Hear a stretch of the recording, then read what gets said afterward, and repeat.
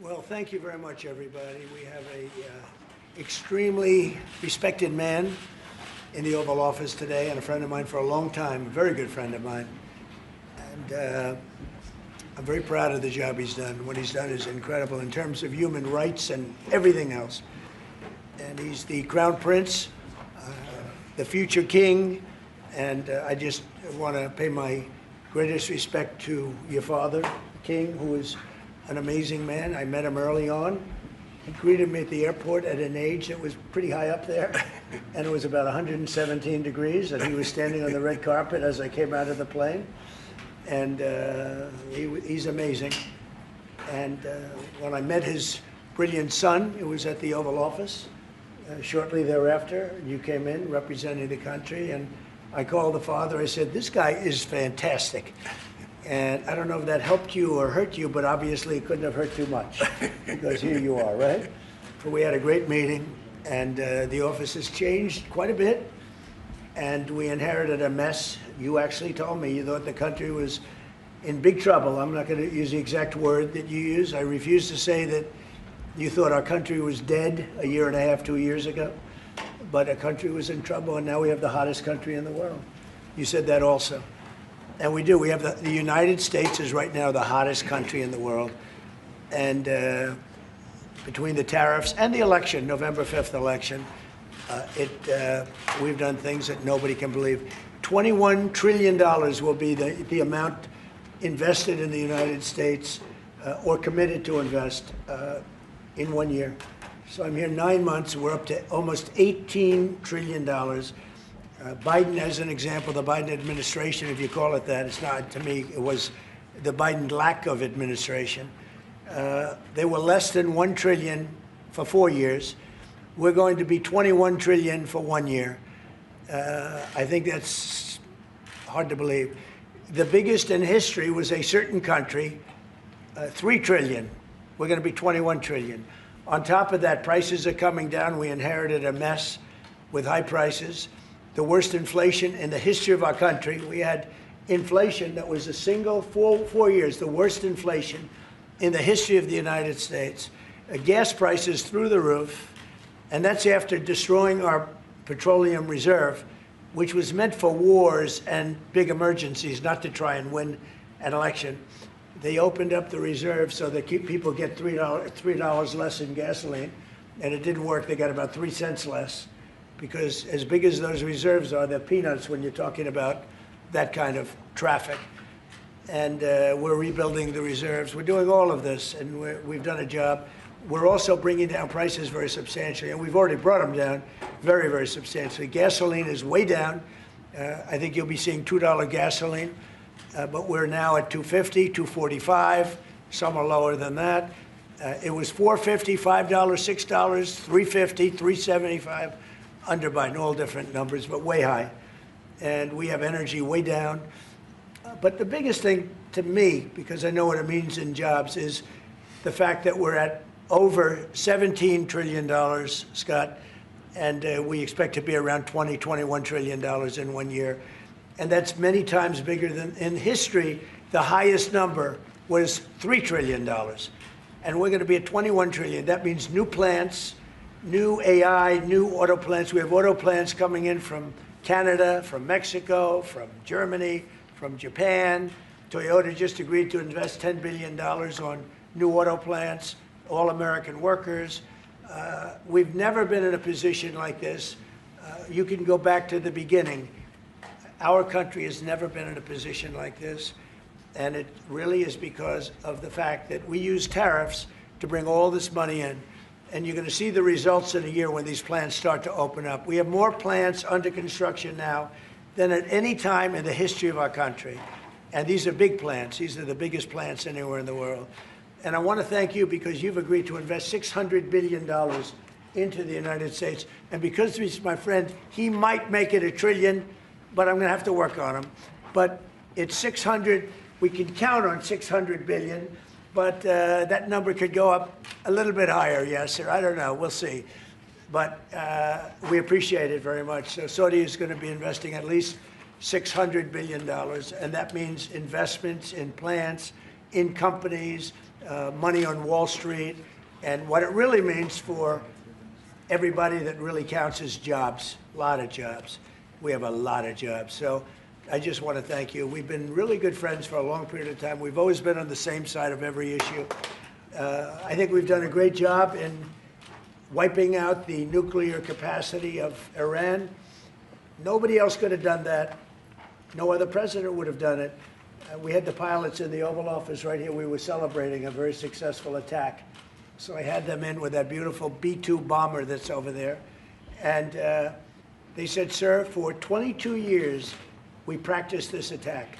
Our predecessors, these were very young guys, so 22 years, they said our predecessors and us practiced the attack on Iran, but no president ever gave us the go-ahead. 3 times a year they went out and they practiced the attack. Nobody let us do it until you came along, and I let them do it because it was the right thing to do. You can't have a nuclear Iran. And so we put you in a very good position. But I just want to say it's an honor to be your friend, and it's an honor that you're here. And if you'd like to say a few words, but thank you very much. Well, thank you, Mr. President. This relation has been a relation for about 9 decades, and we've been working together for a long time. But today it's a very important time in our history because there is also a lot of things that we're working on in the future. We believe in the future of the United States of America. We believe in what you're doing, Mr. President, really creating a lot of good things and good foundation to create more economic growth, more business in America. And it will also your work for the world peace. I believe, Mr. President, today and tomorrow we're going to announce that we are going to increase that $600 billion to almost $1 trillion of investment, real investment and real opportunity by details in many areas. And the agreement that we are signing today in many areas in technology, in AI, in earth materials, magnet, etc., that will create a lot of investment opportunities. So you are doing that now. You're saying to me now that the $600 billion will be $1 trillion. Definitely, because what we are signing, it will facilitate that, and I like that very much. Go ahead.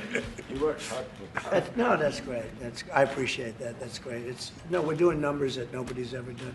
And in all fairness, if you didn't see potential in the U.S., you wouldn't be doing that. Definitely. You don't want to lose money. As you said, Mr. President, it's the most hottest country in the planet. But what you're creating is not about opportunity today. It's about also long-term opportunity in the United States of America that will affect American economy positively in the next coming decades. Preparing the right foundation of emerging technologies, that's a game changer for America in a good way, and we want to be part of it. Yeah, we're doing really well. And this, you don't see what we're doing so much because we have, although the construction industry sees it. If you look at Caterpillar, who's been incredible, the tractors, everything else, the numbers that we're doing in construction are unbelievable. Some of the plants that we're building, AI, and they're building their own electric with the plant. I gave them the right to build their own electric with the plant because no country, frankly, will have this. China's working very hard to produce enough electric, but we're beating China substantially at AI, which is a big thing. And we had a great meeting 2 weeks ago with President Xi, but on AI, we're doing well. And I have a man, David Rommel. Yes, sir. David, could you say a few words about what you're seeing on the job front and all of the, some of the assets, and also how we've been helped by the Saudis in terms of the kind of investment they've made, please. Yeah, most certainly. Thank you for the opportunity. I am a facility leader for GE Vernova, and if you look at the landscape for GE Vernova investment, over $750 million in the U.S. focused on true manufacturing jobs here stateside.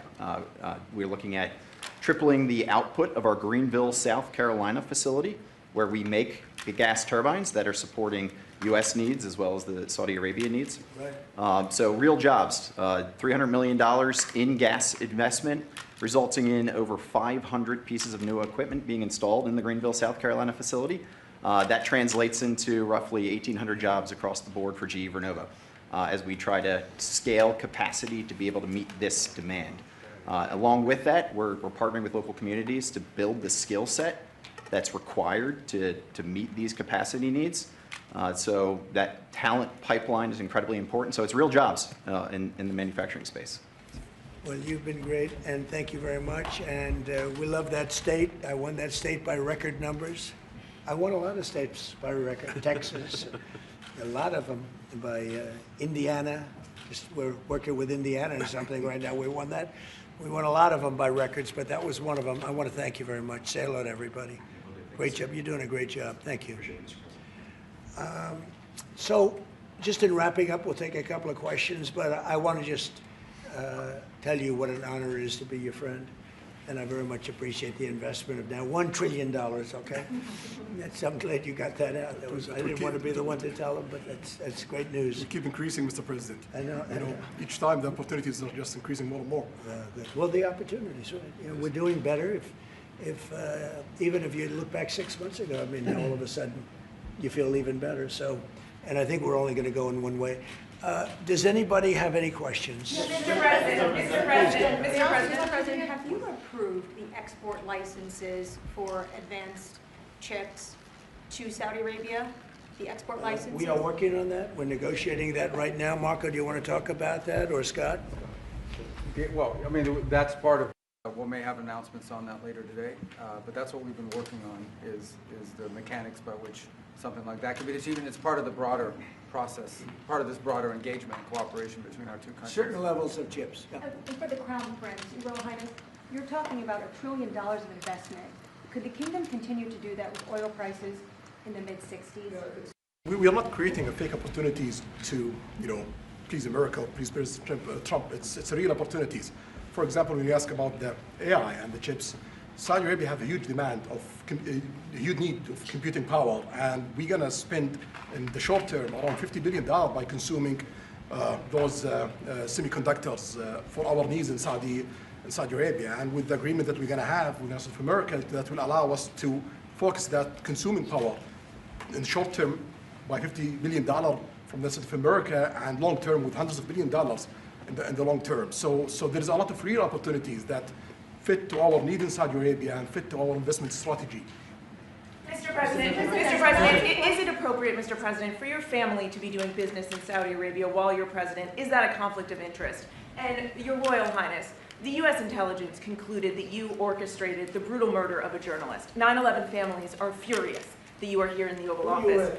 Why should Americans trust you? And the same to you, Mr. President. Now, who are you with? I'm with ABC News, sir. You're with who? ABC News, sir. Fake news, ABC fake news, one of the But the worst, question is one of the legitimate, worst sir. in the business. But I'll answer your question. Thank you. I have nothing to do with the family business. I have left, and when I've devoted 100% of my energy. What my family does is fine. They do business all over. They've done very little with Saudi Arabia, actually. I'm sure they could do a lot. And anything they've done has been very good. That's what we've done. We've built a tremendous business for a long time. I've been very successful. I decided to leave that success behind and make America very successful.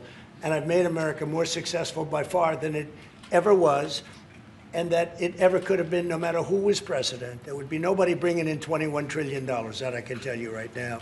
As far as this gentleman is concerned, he's done a phenomenal job. You're mentioning somebody that was extremely controversial. A lot of people didn't like that gentleman that you're talking about. Whether you like him or didn't like him, things happen. But he knew nothing about it, and we can leave it at that. You don't have to embarrass our guest by asking a question like that. Okay, since you asked, Mr. President, please, go. you allow me to answer. I feel painful about families of 9/11 in America, but we have to focus on reality. Reality based on CIA documents and based on a lot of documents that Osama bin Laden used Saudi people in that event for one main purpose, is to destroy this relation, to destroy the American-Saudi relation. That's the purpose of 9/11. So whoever buying that means they are helping Osama bin Laden's purpose of destroying this relation. He knows that strong relation between America and Saudi Arabia, it's bad for extremism, it's bad for terrorism. And we have to approve him wrong and to build our relation, to continue developing our relation. It's critical in the safety of the world. It's critical against extremism and terrorism. About the journalists, it's really painful to hear, anyone that been losing his life for, no real purpose or not in a legal way, and it's been painful for us in Saudi Arabia. We've did all the right steps of investigation, etc., in Saudi Arabia, and we've improved our system to be sure that nothing happened like that. And it's painful and it's a huge mistake, and we are doing our best that this doesn't happen again. Mr. President, Mr. President. this side, Mr. Thank you, President. Mr. President. The Crown Prince has been instrumental in helping lifting the sanctions on Syria. Will there be any joint investment between the U.S. and Syria? And will you visit Damascus? Are you from Syria? No, but Where are you from? I'm from Palestine. Oh, you're making a lot of progress, huh? Very good. Well, they like me. The Palestinians like me. The Palestinians are doing very well, actually. I think we're working very closely with a lot of people that make everybody happy, including Israel, the Palestinians, and everybody. That's very interesting. No, I think that I will tell you, the Crown Prince called me, and he specifically asked me if I would lift the sanctions on Syria, because he wants to see Syria make it. As you know, the leader of Syria was just here. We had a great meeting, and he's a strong guy, and I guess you need a strong person to run it. And I think Syria's made tremendous progress. We did lift the sanctions at the request of the Crown Prince. Also, the president of Turkey, Erdogan, called me specifically. He said, you know, if you don't lift the sanctions, Syria doesn't have a chance. If you do, they have a very good chance. And between the two of them and some others, I lifted the sanctions. And the results so far have been pretty good. Mr. President, Can I ask you a question about the F-35s that are being sold to Saudi Arabia? Are these the same ones that are being used by the Israeli military? And if so, how does that allow for the qualitative military edge for Israel? And then I want to ask you, because you brought up the plight of the Palestinians, are you aware of relocation flights to South Africa that are taking place right now? Which flights? There are relocation flights that are taking place. Some Palestinians are being charged up to $2,000 I'm not a going to seat. South Africa for the G20 because I think their policies on the extermination of people are unacceptable. So I'm not going, so I won't refer to anything having to do with South Africa. South Africa has behaved extremely badly. But I will say that when you look at the F-35 and you're asking me, is it the same? I think it's going to be pretty similar, yeah. You know, How will that this affect- is a great ally, and Israel's a great ally. And I know they'd like you to get planes of reduced caliber. I don't think that makes you too happy. They've been a great ally. Israel's been a great ally. And we're looking at that exactly right now. But as far as I'm concerned, I think they are both at a level where they should get top of the line. Yes, please. Can I just quickly ask for the Crown Prince, if I could just ask about reached an the agreement direct on a talks defense- between It's U.S. all right. and Steve, 1 second. Go ahead. Have you reached an agreement on a U.S.-Saudi defense treaty today? And are you going to bring up the Abraham Accords in your discussion? I already brought them up. What did you say? I think I got a positive response. Would you like to respond? Yeah, so I'll put you on the spot. yeah, so definitely we believe having a good relation with all Middle Eastern countries it's a good thing, and we want to be part of the Ibrahim Accord, but we want also to be sure that we secure a clear path of two-state solution. And today we have a healthy discussion with Mr. President that we're going to work on that to be sure that we can prepare the right situation as soon as possible to have that. I think we're, you know, I don't want to use the word commitment, but we've had a very good talk on the Abraham Accords. We talked about one state, two state. You know, we talked about a lot of things in a short period of time. We'll be discussing it further, too. But I think you have a very good feeling toward the Abraham Accords. Yes, definitely, Mr. President. We want peace for the Israelis. We want peace for the Palestinians. We want them to coexist peacefully in the region, and we will do our best to reach that day. And the defense agreement, have you reached agreement on that? We pretty much have. Mr. President, Question for the Crown Prince, if I could just finish. We have reached agreement on that. Okay. I wanted to ask you about the direct talks between the United States and Iran. Have you been fully briefed on that, and are you concerned at all about how this might impact Saudi security interests? Well, we are close ally. We'll be working closely together on that issue, and we will do our best to help to reach a deal between the United States of America and Iran. And we believe it's good for Iran's future to have a good deal that will satisfy the region and the world and the United States of America. So we will do our best to see that day happen. And by the way, Iran does want to make a deal. I can say I think they very badly want to make a deal. I am totally open to it, and we're talking to them, and we start a process. But it would be a nice thing to have a deal with Iran, and we could have done it before the war, but that didn't work out. And something will happen there, I think. But they would very much like, I mean, they may say something else, but they would very much like to have a deal. Mr. President, you announced that you are going to sell 35 F-35 Say jets. it. You said you are planning to sell the F-35 jets to Saudi Arabia. Yeah. Is it part of the security agreement?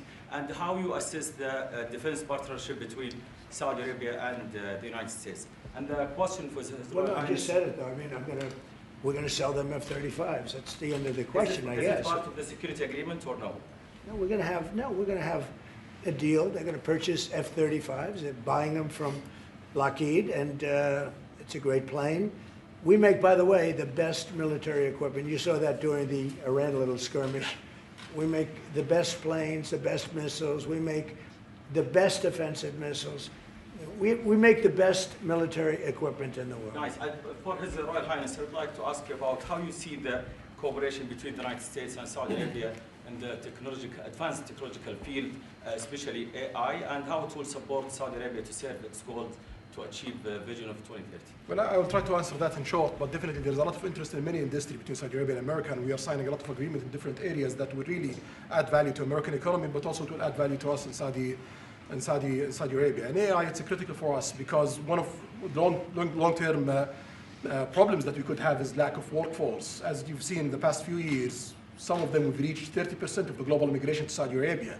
So we know that to assure the Saudi Arabia GDP growing with the lack of workforce that we have, we need to use a lot of computing power to replace job in the long term. So that's huge demand in Saudi Arabia, and we want to link it to American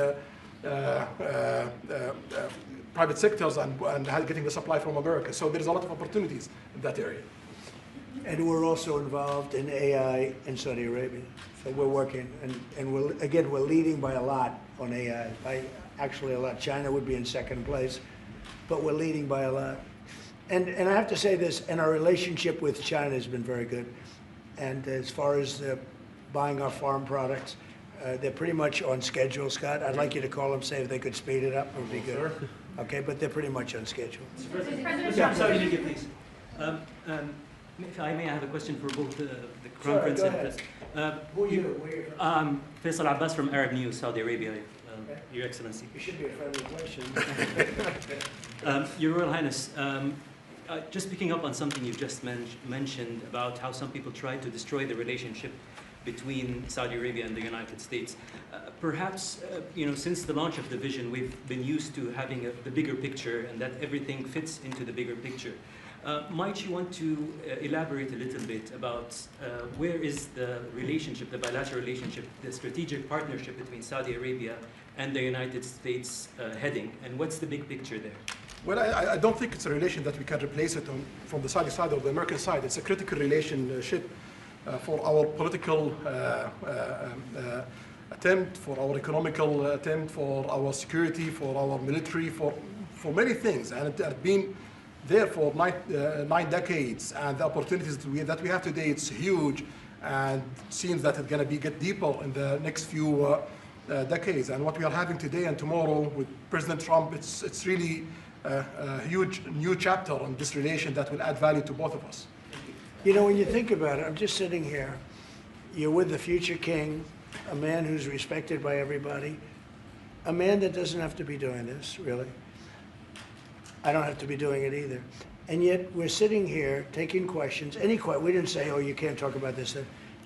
And there's never been transparency like this, even in his country, but there's never been, in our country, that's been acknowledged. But we didn't put restrictions, and I'm saying it's sort of wonderful to be taking questions from all over the world. Everybody's here. This is just a small group representative of tremendous numbers of media that are outside, that are very jealous that these people were so selected. But they're representing a lot of people that are outside. I think it's terrific that we can be sitting here being this open, and, I think it's really a wonderful thing. If you don't mind, I have a personal question for you, Mr. Okay, here we Mr. go. President. So apart from everything you mentioned in your opening remarks, you forgot to mention that you've de-escalated 7 wars since you started.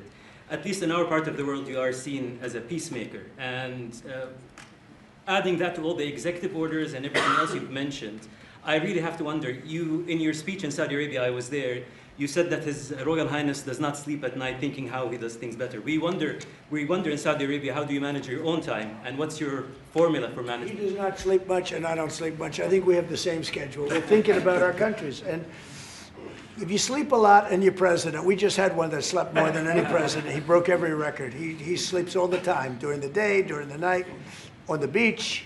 The only guy could fall asleep on the beach with the press watching.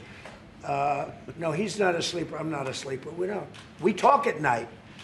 We can talk. I can call him almost any time. He goes, hi, how you doing? It's like the craziest times.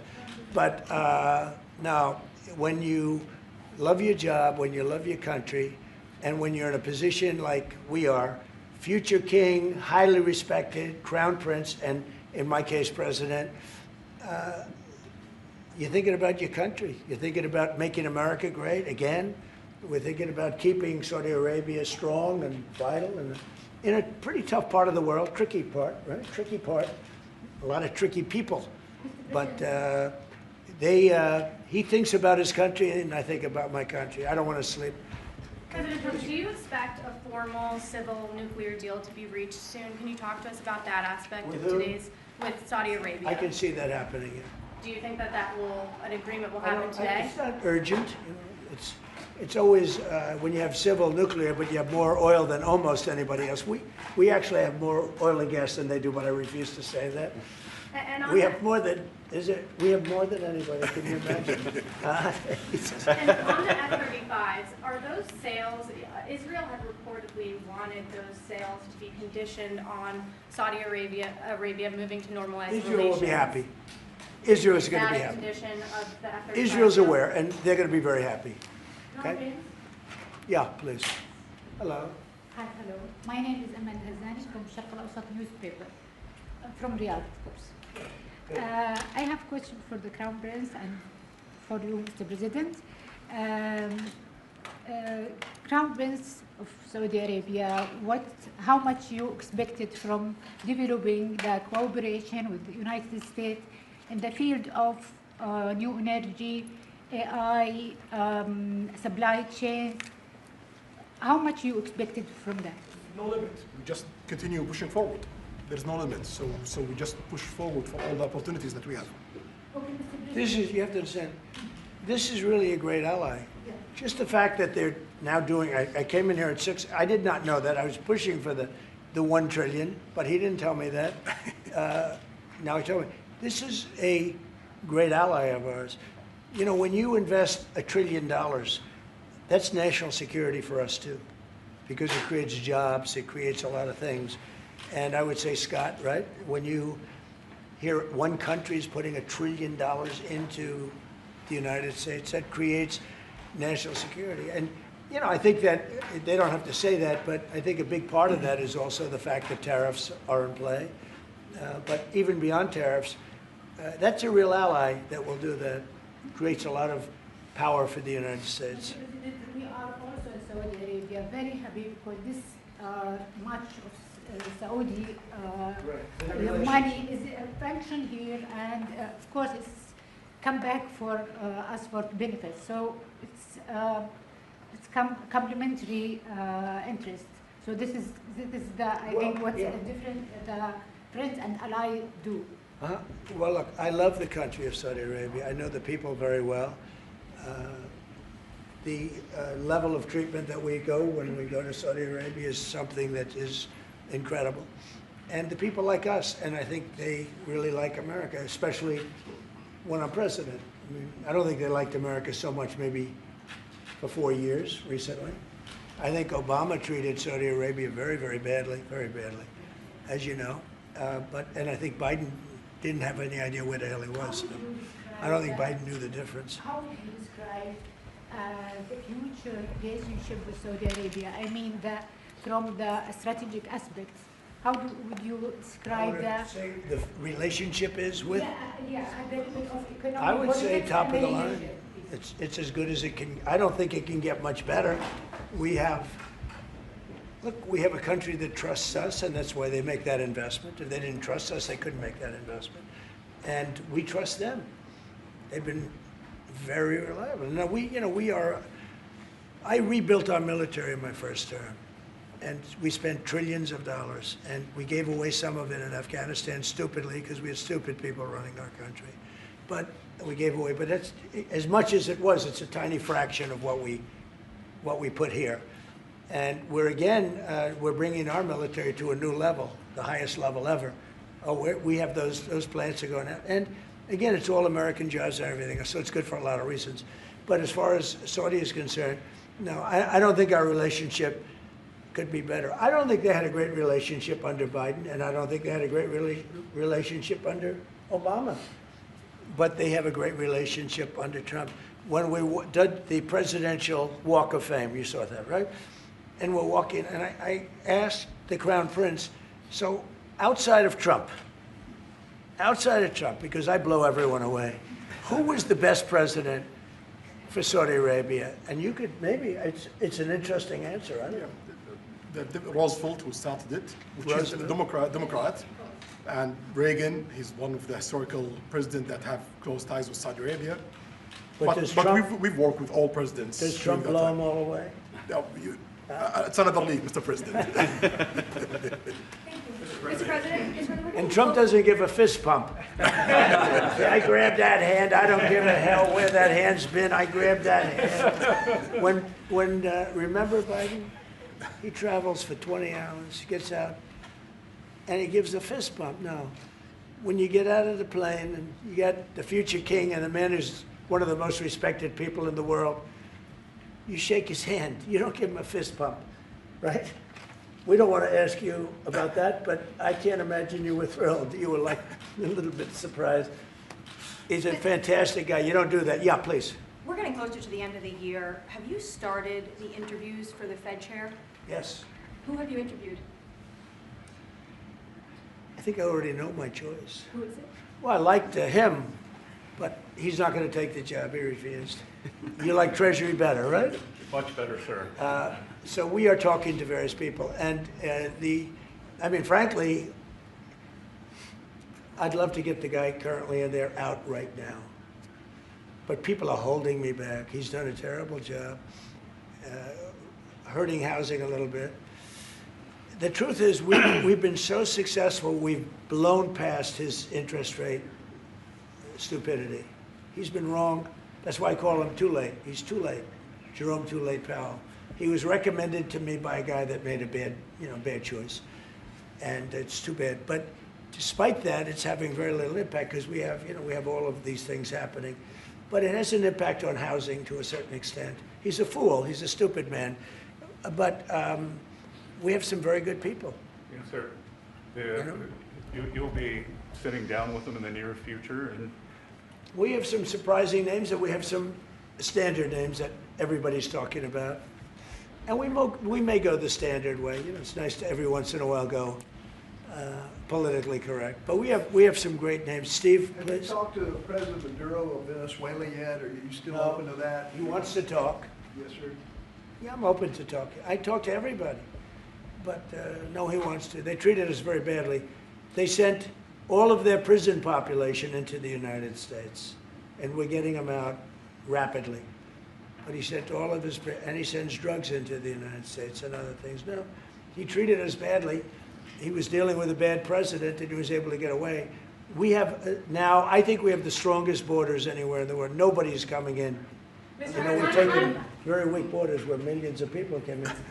For the last 6 months, I don't do these reports. They say 0 people have been able to come in. Is that pretty good? Mr. President, why wait for Congress to release the Epstein files? Why not just do it now? It's not the question that I mind, it's your attitude. I think you are a terrible reporter. It's the way you ask these questions. You start off with a man who's highly respected, asking him a horrible, insubordinate, and just a terrible question. And you could even ask that same exact question nicely. You're all psyched up. Somebody psychs you over at ABC. They're going to psych it. You're a terrible person and a terrible reporter. As far as the Epstein files is, I have nothing to do with Jeffrey Epstein. I threw him out of my club many years ago because I thought he was a sick pervert. And I guess I turned out to be right. But you know who does have? Bill Clinton, Larry Summers, who ran Harvard, was with him every single night, every single weekend. They lived together. They went to his island many times. I never did. Andrew Weissman, I hear. All these guys were friends of his. You don't even talk about those people. You just keep going on the Epstein files. And what the Epstein is a Democrat hoax to try and get me not to be able to talk about the $21 trillion that I talked about today. It's a hoax. Now, I just got a little report, and I put it in my pocket, of all the money that he's given to Democrats. He gave me none, zero, no money to me. But he gave money to Democrats. And people are wise to your hoax. And ABC's, your company, your crappy company, is one of the perpetrators. And I'll tell you something. I'll tell you something. So why not just sign it now? I think the license should be taken away from ABC because your news is so fake and it's so wrong. And we have a great commissioner, the chairman, who should look at that, because I think when you come in and when you're 97% negative to Trump and then Trump wins the election in a landslide, that means obviously your news is not credible and you're not credible as a reporter. So I've answered your question. You should go and look at the Democrats who received money from Epstein, who spent their time. Larry Summers was with him all the time.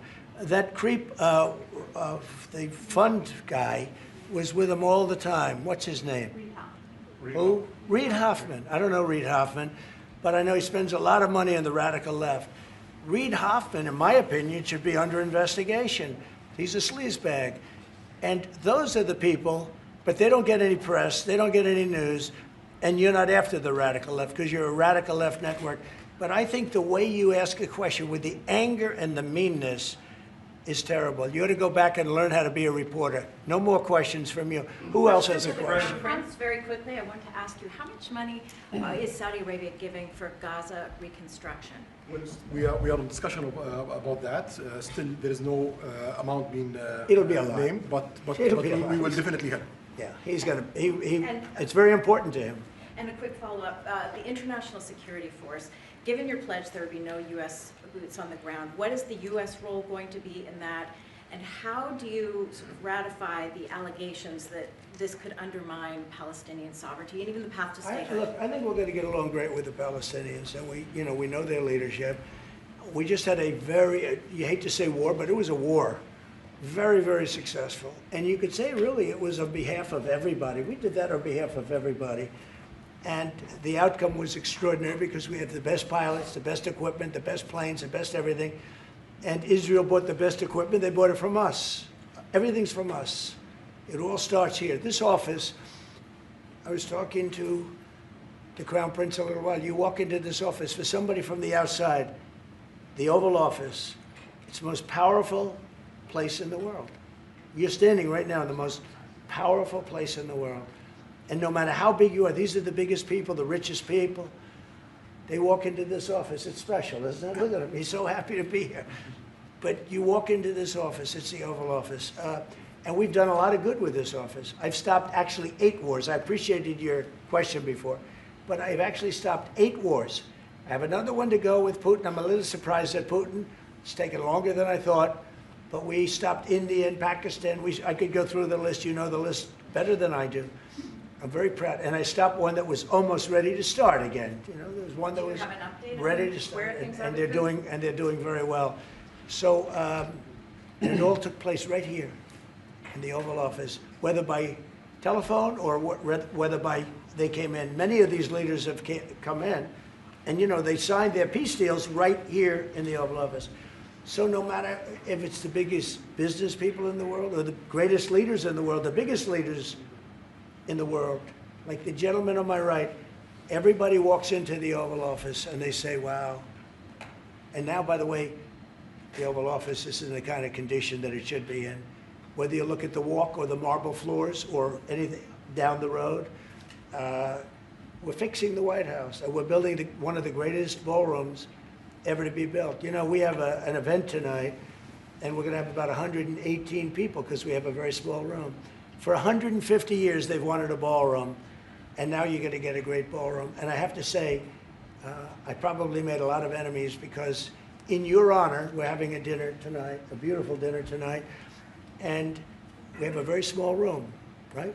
It's called the East Room, and it's beautiful, it's lovely, but it's like for a little cocktail before you go into a ballroom. It's a very small room. They've wanted a new ballroom for 150 years. We could have sold the big ballroom out 3 times in honor of this gentleman. So I made a lot of enemies because I have a lot of people that are invited tonight or are unable to come because of the size constraint. But you know what we'll do before I leave office? We'll have another dinner because we'll have it ready long before I leave office, and it's going to be beautiful. It's you know, it's a very popular thing what we're doing. And by the way, no government funds. It's all put up private money, all private money. And in the case, I think it's there's a restriction on foreigners. Otherwise, I could have asked you just for a check, okay? But there's a restriction. These are all private individuals that put up a lot of money to build the ballroom. Not one penny is being used from the federal government. So it's really a nice thing. But I look forward to it. I just pointed it out. If this would be a perfect night to have that ballroom open, Susie.